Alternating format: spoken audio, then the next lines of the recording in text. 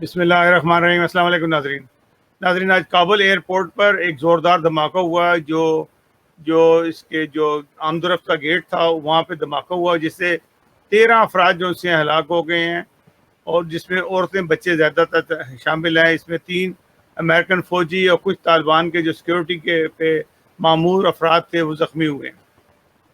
और ये धमाका जो हुआ है, ये ऐसा नहीं कि कोई अंदाज़ा लगाया कि अचानक हो गया। असल में जो अमेरिका बहुत सारा असला छोड़ के गया है अफगानिस्तान में, जगह जगह पे। मैंने पहले भी अपने प्रोग्रामों में जिक्र किया था कि ये असला कोई भूल के नहीं वो गया है, ये दानिस्ता असला छोड़ के गए हैं ताकि तालिबान के मुख्तलिफ ग्रोह जो से हैं उस पर काबिज हो जाएं, और हर तालिबान का ग्रोह जो है वो मजबूत हो जाए। मजबूत इसलिए नहीं कि मजबूत हो कि वो अमेरिका का मुकाबला करें, अमेरिका तो वहाँ से निकल गया, इत्तेहादी फौजें वहाँ से निकल गई। बात यह है कि ये जो असला है, ये गोला बारूद है, ये आपस में लड़ने और मारने के लिए इस्तेमाल होगा। और इन्हें ऐसे ही है जैसे कि मिसाल दी जाती है ना, कि एक गुड़ की डली जो सी है रख दी जाए और 2 डंडे रख दी जाए और बंदरों को छोड़ दिया जाए, तो बंदर गुड़ की को तो नहीं हाथ लगाएंगे, डंडों से एक दूसरे का सर फाड़ देंगे। यही कुछ हुआ है। तालिबान के मुख्तलिफ ग्रोहों को बेतहाशा असला मिल गया है, क्योंकि वहाँ पे एक तंजीम काम नहीं कर रही तालिबान की कि ये हो और मरकज़ी हैसियत हो।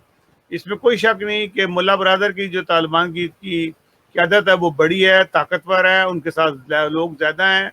लेकिन इसके अलावा बहुत सारे ग्रुप हैं जो उनसे थोड़े थोड़े कम हैं, और जिनके मुख्तलिफ इलाकों पे आज भी कंट्रोल है।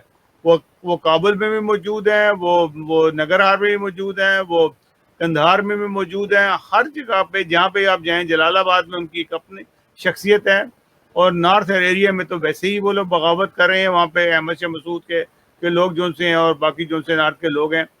तो हालात ये हैं कि असला सबके पास है, और ये धमाकों का ये भी सिलसिला शुरू हुआ है। आगे देखें क्या होता है, क्योंकि इसके अंदर जो हलाकतें हुई हैं, क्योंकि तालिबान पे आप इल्ज़ाम नहीं लगा सकते। वो तालिबान जो मुल्ला बरदर के साथ हैं इसलिए नहीं लगा सकते कि उनके अपने लोग ज़ख्मी हुए हैं, अमेरिकन का के लोग कुछ ज़ख्मी हुए हैं, लेकिन ज़्यादातर जो लोग हलाक हुए हैं वो मासूम लोग हुए हैं, जो बेचारे मुसाफिर थे, वहाँ जो जा रहे थे और अपनी जानें बचाने के लिए उस मुल्क से निकलने की कोशिश कर रहे थे।